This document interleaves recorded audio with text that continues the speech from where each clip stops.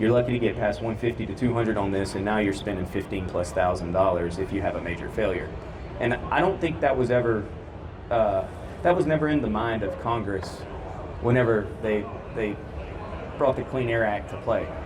So something super highly is I just want to re-encourage, and I've said it multiple times, but all the volume we can get, whether it's a Facebook post, you show public comment period, if we all just do a little bit of our part and we share this stuff and we keep the volume loud, I promise it will make a difference.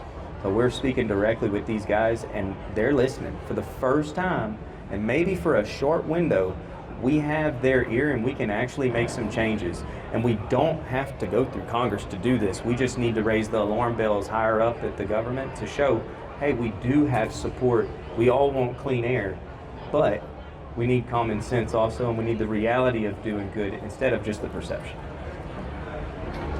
You guys good? Is that a good spot to take a break? So with that said, gang, I think I'm going to turn it over to the audience. I do want to make it clear, though, just for everybody, that HPX in itself is not expressing a political opinion or affiliation. It's really, we're just here to give everybody a voice, an opportunity to kind of discuss the concerns in our industry. So I do want you to take that, but they make a very solid point. You all have a voice. You all have a piece in this.